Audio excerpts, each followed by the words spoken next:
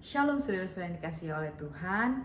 Hari ini saya akan berkhotbah dengan tema menjadi pribadi yang berbahagia di dunia yang didasarkan pada Mazmur 112 ayat 1 sampai 2. Saya akan bacakan bagi kita semua. Haleluya! Berbahagialah orang yang takut akan Tuhan, yang sangat suka kepada segala perintahnya. Anak cucunya akan perkasa di bumi, angkatan orang benar akan diberkati. Amin. Kita bersyukur hari ini dapat berkumpul di sini dan merenungkan firman Tuhan bersama-sama. Saudara-saudara, nas ini dilatar belakangi oleh kerinduan pemazmur agar umat Tuhan jangan menjadi orang fasik yang sengsara hidupnya di bumi. Saudara-saudara, nas ini bercerita tentang Mazmur Daud, tentang pribadi yang takut akan Tuhan, yang suka akan perintahnya, akan berbahagia. Keturunannya akan perkasa di bumi dan orang benar akan diberkati. Saudara-saudara, yang akan ditekankan dari nas ini adalah berbahagialah orang yang takut akan Tuhan dan suka kepada perintahnya. Saudara-saudara, ajakan untuk menjadi pribadi yang berbahagia di dunia juga berlaku bagi kita sebagai umat Tuhan pada zaman ini. Di tengah zaman yang tidak mudah, di tengah zaman yang sulit, di tengah keadaan yang tidak menentu, keadaan ekonomi, kesehatan, atau apapun, kita dapat menjadi pribadi yang berbahagia. Karena kebahagiaan merupakan perasaan dari dalam diri atau hati kita, dan menjadi pribadi yang berbahagia dalam Tuhan menjadi sangat penting bagi kita. Saudara-saudara, marilah kita menjadi pribadi yang berbahagia di dunia. Bagaimana cara kita untuk menjadi pribadi yang berbahagia di dunia? Saudara-saudara, bila kita membaca Alkitab kita lebih lanjut, maka kita dapat mencatat minimal 3 cara untuk menjadi pribadi yang berbahagia di dunia. Yang pertama, kita takut kepada Tuhan. Mazmur 128 ayat 1. Yang kedua, kita memegang peringatan-peringatan Tuhan. Mazmur 119 ayat 2 dan 3. Yang ketiga, kita mengucap syukur kepada Tuhan. 1 Tesalonika 5 ayat 18. Saudara-saudara, tujuan saya berkhotbah adalah supaya kita memahami paling tidak 3 cara untuk menjadi pribadi yang berbahagia di dunia. Saudara-saudara, kita menjadi pribadi yang berbahagia di dunia. Bagaimana cara kita untuk menjadi pribadi yang berbahagia di dunia? Yang pertama, kita takut kepada Tuhan. Mazmur 128 ayat 1. Saya akan bacakan bagi kita bersama. Nyanyian ziarah, berbahagialah setiap orang yang takut akan Tuhan, yang hidup menurut jalan yang ditunjukkannya. Dalam nas ini dikatakan bahwa orang yang takut kepada Tuhan, yang hidup menurut jalannya adalah orang yang berbahagia. Saudara-saudara, sebagaimana dalam nas ini dikatakan, orang yang takut akan Tuhan dan hidup menurut jalannya akan berbahagia. Demikian pula dengan kita sebagai umat Tuhan di zaman ini. Jikalau kita hidup menurut jalannya dan kita takut kepada Tuhan, kita pun dapat menjadi orang-orang yang berbahagia. Sebagai orang yang percaya kepada Tuhan, takutlah kepada Tuhan. Dan bukan hanya sekedar mengasihi Allah, namun lebih dari itu, marilah kita bersama-sama membenci dosa, seperti Allah pun membenci dosa. Dalam Amsal 8 ayat 13 dikatakan, takut akan Tuhan ialah membenci kejahatan. Aku benci kepada kesombongan, kecongkakan, tingkah laku yang jahat, dan mulut yang penuh dengan muslihat. Takut akan Tuhan adalah dasar bagi kita untuk mengikuti jalannya, melayani Dia, dan terutama mengasihi Tuhan. Seperti halnya hubungan orang tua dengan anak yang sering temui. Rasa takut anak kepada orang tua bukanlah ketakutan takut dimarahi atau takut tidak bisa berkomunikasi atau takut untuk akhirnya berantem. Tapi rasa takut kepada orang tua adalah rasa hormat anak itu sendiri kepada orang tuanya. Dan pastinya menjaga perasaan orang tuanya untuk jangan sampai sedapat mungkin akhirnya menyakiti orang tuanya. Demikian pula dengan kita kepada Tuhan, hendaknya kita terus menghormati Tuhan dan tidak menyakiti perasaan Tuhan. Oleh sebab itu kita dapat menjadi pribadi dengan kita takut kepada Tuhan, takut akan Tuhan, membenci dosa, tidak melakukan apa yang akhirnya menyakiti hati Tuhan, selalu melakukan apa yang menyenangkan hati Tuhan. Marilah kita selalu taat kepada Tuhan. Marilah kita selalu mengikuti apa yang menjadi kehendaknya dan menghormati Tuhan. Saudara-saudara, kita menjadi pribadi yang berbahagia di dunia. Bagaimana cara kita menjadi pribadi yang berbahagia di dunia? Yang kedua, kita memegang peringatan-peringatan Tuhan. Mazmur 119 ayat 2 dan 3. Saya akan bacakan untuk kita semua. Berbahagialah orang yang memegang peringatan-peringatannya, yang mencari Dia dengan segenap hati, yang juga tidak melakukan kejahatan, tetapi yang hidup menurut jalan-jalan yang ditunjukkannya. Dalam nas ini dikatakan oleh Daud bahwa orang yang memegang peringatan-peringatan adalah orang yang berbahagia. Daud meyakini benar bahwa orang yang berbahagia itu adalah orang yang mencintai peringatan-peringatan Tuhan dan melakukan setiap peringatan-peringatannya. Peringatan itu artinya nasihat atau teguran. Sebagaimana dalam nas ini dikatakan orang yang memegang peringatan-peringatan Tuhan akan berbahagia, demikian pula dengan kita sebagai umat Tuhan di zaman ini.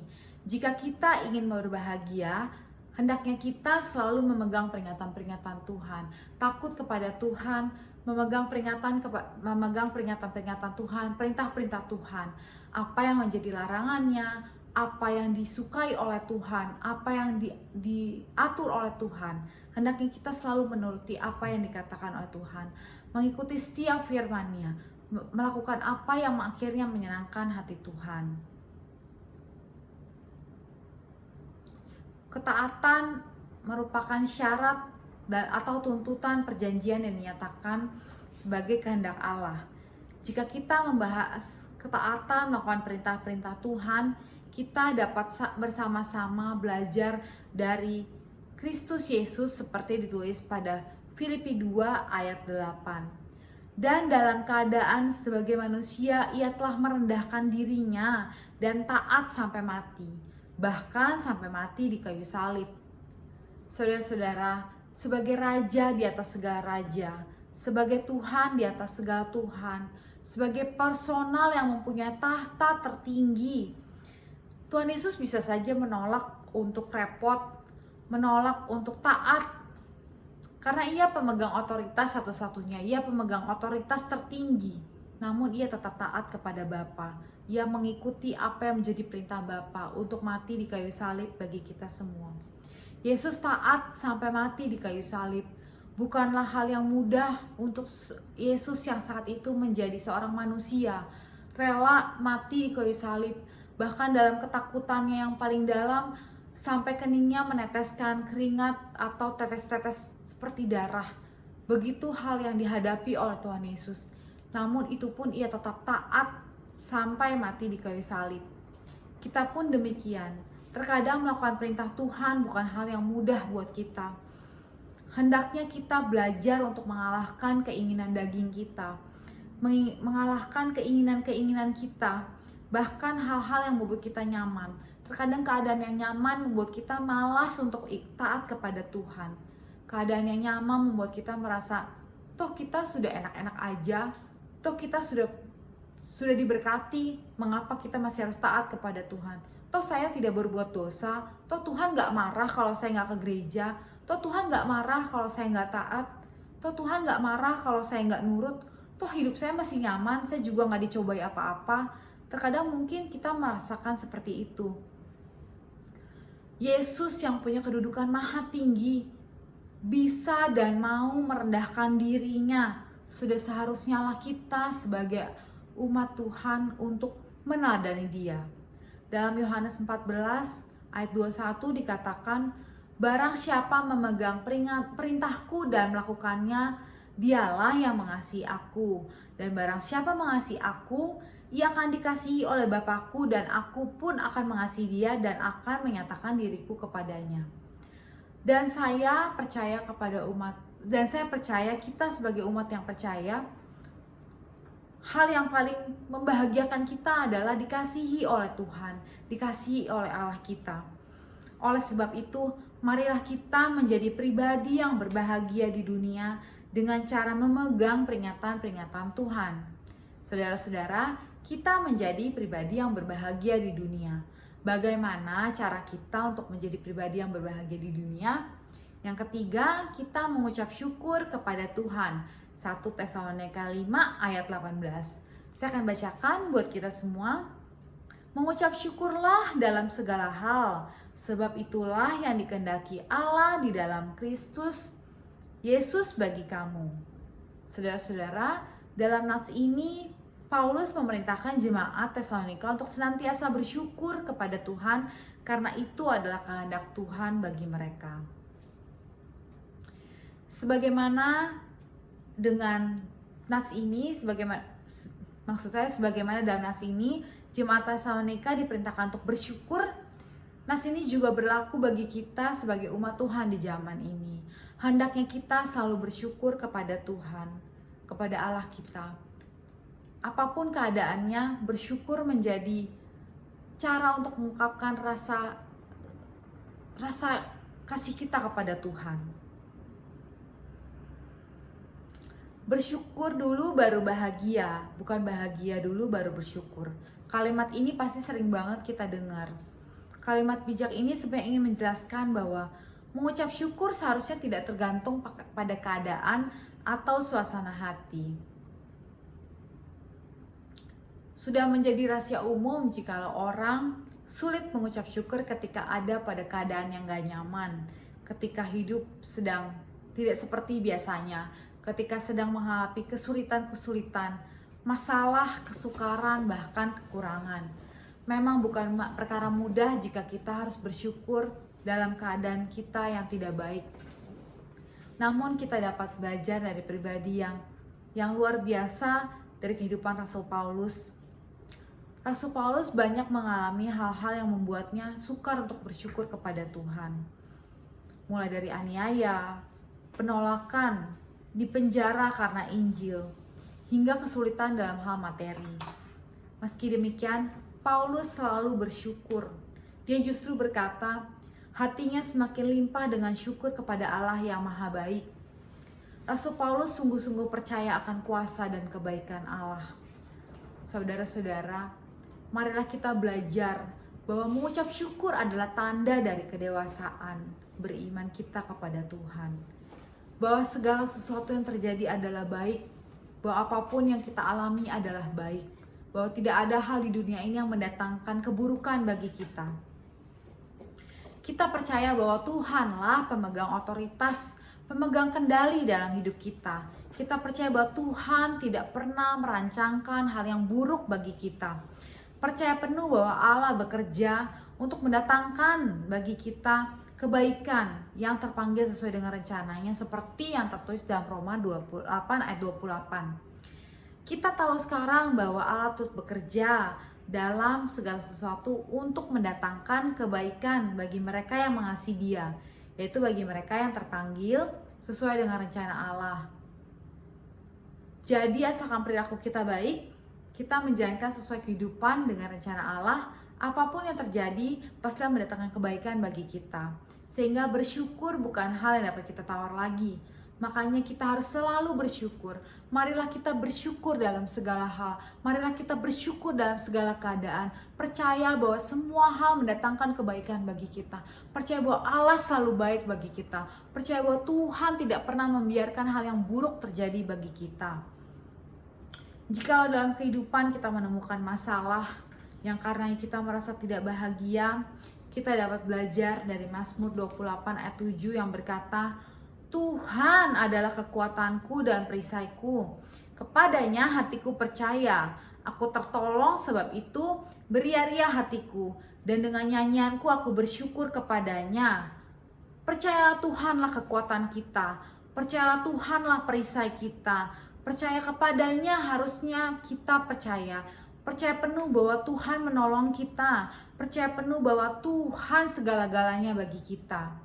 Oleh sebab itu, marilah kita menjadi pribadi yang berbahagia di dunia. Saudara-saudara, demikianlah khotbah saya hari ini dengan judul Pribadi yang Berbahagia di Dunia.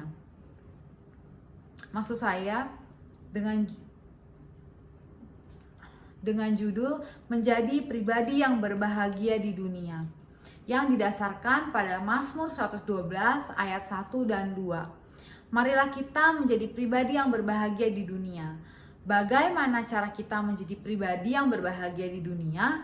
Setelah kita membaca beberapa bagian dalam Alkitab, kita dapat menemukan paling tidak 3 cara untuk menjadi pribadi yang berbahagia di dunia. Yang pertama, kita takut kepada Tuhan, Mazmur 128 ayat 1. Yang kedua, kita memegang peringatan-peringatan Tuhan, Mazmur 119 ayat 2 dan 3.